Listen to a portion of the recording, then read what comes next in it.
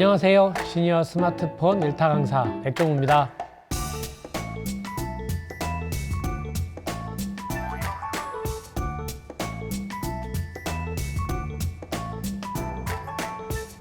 어르신들과 함께 스마트폰 공부를 하면서 참 여러 가지 경우들을 많이 봤습니다. 할머니 한 분이 우리 아들이 좋은 스마트폰을 사줬는데 사실 내가 이걸 잘못 만지면 요금 많이 나올까봐 그동안에 집에 두고 다녔다고 얘기하시는 분이 있더라고요. 사실은 가지고 다니면서 전화를 받아야 되는 스마트폰이 오히려 요금 부담 때문에 어르신들한테는 이럴 수도 있구나 라는 생각을 해봤습니다. 오늘은 아마 그런 분들한테 정말로 희소식이 될 수 있을 텐데요. 이 스마트폰 사실 와이파이라고 해서 무료로 쓸 수 있는 통신망이 있습니다. 이 스마트폰이 와이파이 망만 잡으면 정말 무적입니다. 무적.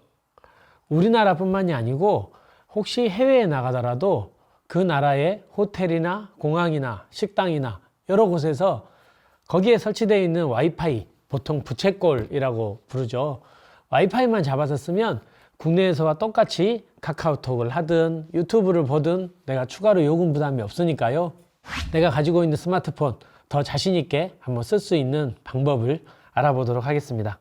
와이파이 잡는 법을 알려드리도록 하겠습니다. 평소에는 우리 스마트폰은 통화와 문자에 대한 이제 기본 요금이 보통 있고요.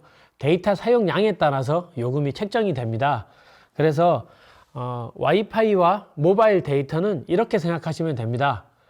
모바일 데이터는 통신사에서 지하에 선도 깔아놓고 산 위에 기지국도 세워놓고 이러기 위해서 초기 비용을 많이 들였기 때문에 거기에 대한 통신비를 청구한다고 생각하시면 되고요. 와이파이는 이 통신망에 깔려 있는 곳에서 그 지역에서만, 이 부채꼴이 감지하는 지역에서만 이 스마트폰이 와이파이를 잡아서 무료로 쓸 수 있는, 그래서 가지고 다니면 와이파이가 잡힌 상태에서도 끊길 수 있다는 거 꼭 아셔야 하고요. 특정한 장소에서만 사용할 수 있다, 이렇게 생각하시면 되겠습니다. 그래서 와이파이를 잡는 법을 한번 알려드려 볼게요. 자, 스마트폰에서 상단에서 이렇게 내리시면 왼쪽 위에 부채꼴 모양이 있습니다. 현재는 꺼져 있는 상태인 거고요. 이 와이파이를 이렇게 길게 누르시면 와이파이 기능을 켜시면 그러면 이 스마트폰이 지금 감지하는 와이파이 신호들을 이렇게 잡아줍니다. 와이파이 신호들 중에 이렇게 오른쪽 하단에 열쇠 모양이 있는 것들은 비밀번호가 설정이 되어 있는 와이파이들이고요. 가끔 공공 와이파이라고 해서 이런 비밀번호 설정 없이 이용할 수 있는 와이파이들도 가끔 이용할 수 있습니다. 그런 곳에서는 따로 비밀번호 입력 없이도 와이파이 신호만, 가장 신호 강도가 센 와이파이들이 보통 상단에 나오게 되는데요. 그 와이파이만 이렇게 설정하고 거기에 비밀번호 입력해 주시면 연결이 되겠습니다. 그리고 혹시 이렇게 상단에서 내렸을 때 와이파이 옆에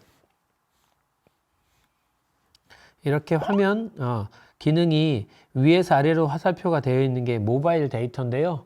이 모바일 데이터를 기능을 꺼버리시면 화면에 나오네요. 데이터 네트워크 연결을 차단합니다. 차단할 때도 MMS는 정상적으로 수발신이 되고 와이파이 연결을 통해서 데이터 사용이 가능하다, 이렇게 나와 있네요. 이 모바일 데이터를 끄면 전화와 문자는 정상적으로 받을 수 있습니다. 이용이 가능하시고요. 모바일 데이터를 꺼버리면 당연히 이제 카카오톡이나 유튜브나 이런 데이터를 통해서 쓰는 기능들은 안 되는 거고, 와이파이, 부채꼴 모양의 와이파이를 잡을 수 있는 데서만 데이터를 이용하기 때문에 정말로 나는 스마트폰에 요금을 좀 알뜰하게 사용하고 싶다 하는 분들은 이렇게 모바일 데이터를 꺼놓는 것도 하나의 방법이라는 것을 추천드립니다. 그런 경우에도 스마트폰은 똑똑한 폰이라고 했죠. 와이파이를 평소에는 모바일 데이터가 켜진 상태에서 스마트폰은 한번 와이파이를 잡은 곳에 내가 다시 들어가면 그 신호를 자동으로 감지합니다. 그래서 돈을 내고 쓰는 데이터에서 돈을 안 내고 쓸 수 있는 와이파이 망에 안정적으로 연결이 되면 그때부터는 와이파이로 바꿔서 잡기 때문에요. 와이파이는 항상 켜 놓으셔야 되고 모바일 데이터는 필요에 따라서 끄고 사용할 수 있다는 거 꼭 기억해 주시면 좋겠네요.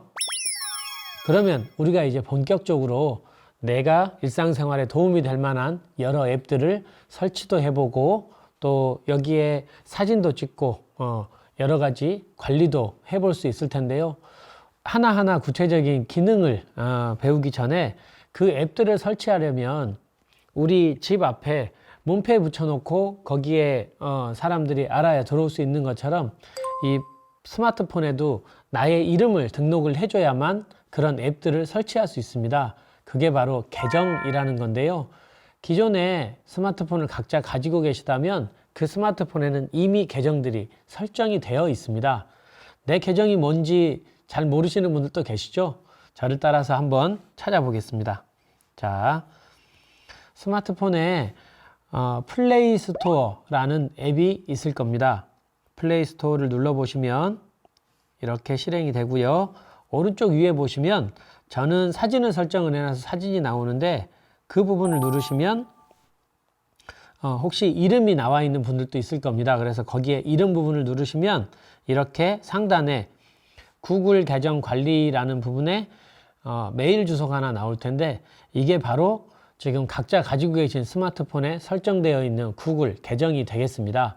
이 메일 주소를 통해서 내가 새로운 카카오톡을 포함한 여러 앱들을 이제 설치할 수 있는 준비가 된 거죠. 이렇게 해서 자 계정을 만드는 작업을 해봤고요.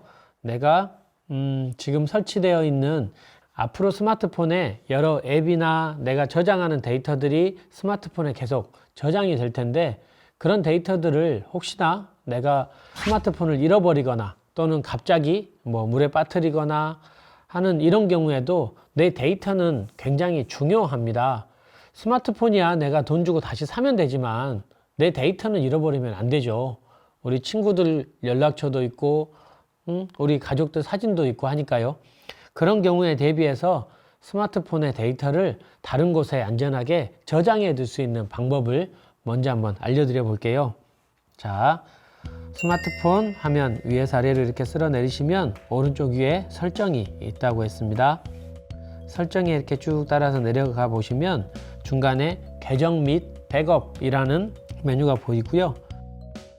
거기에 들어가시면 상단에 계정 관리가 있습니다. 계정 관리 들어가시면 각자 스마트폰에 설치되어 있는 여러 이렇게 계정들이 보일 텐데 그 중에 내가 사용하는 구글 계정을 선택을 해주고요. 그러면 계정 동기화라고 나올 겁니다. 계정 동기화에서 내가 저장이 되었으면 좋겠다고 생각하는 저 같으면 연락처, 캘린더, 지메일, 동기화라는 건 내가 스마트폰에 저장이 되어 있는 정보들을 저장하면 새로운 정보를 저장하면 이게 내가 별도로 꼭 다시 다른 곳에 저장해야지 내보내야지 하지 않아도 자동으로 이 데이터들을 인터넷에 보관을 해주는 기능입니다. 그래서 이런 계정 동기화를 통해서 내 폰에 저장이 되어 있는 연락처라든가 일정 또는 메일 받게 되는 데이터들을 내가 여기에 구글에서 자동으로 동기화를 해주기도 하고요. 또 구글과 함께 가장 많이 사용하는 기능은 삼성 계정입니다. 삼성 계정에도 들어가시면 이렇게 같은 계정을 설정해서 내 폰에 저장이 되어 있는 또는 메모해 놓은 내용들까지 다 다른 곳에 안전하게 저장이 되어서 혹시나 내가 스마트폰을 잃어버리거나 크게 파손됐을 때도 그 데이터들을 다시 새로 산 핸드폰에 복원을 할 수 있기 때문에 기억해 두시면 아주 유용하게 사용할 수 있습니다.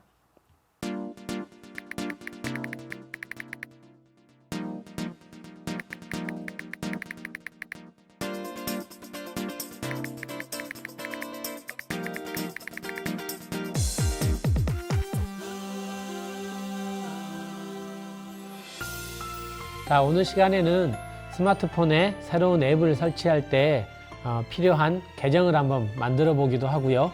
또 혹시나 내가 스마트폰을 잃어버렸을 때 그때 기기는 새로 사면 내가 쓸 수 있지만 내 폰에 저장이 돼 있던 데이터들도 물론 찾아야죠. 그러기 위해서 안전하게 백업할 수 있는 방법, 또 복원이 가능하다는 부분들을 말씀을 드렸습니다. 그리고 이런 데이터들을 이용하는데 요금을 내지 않고 쓸 수 있는 와이파이에 대해서도 말씀을 드렸는데요. 이제 정말 새로운 공부들 할 수 있는 준비가 되었으니 이걸 가지고 다음 시간부터 더 재밌게 공부해 봤으면 좋겠습니다. 고맙습니다.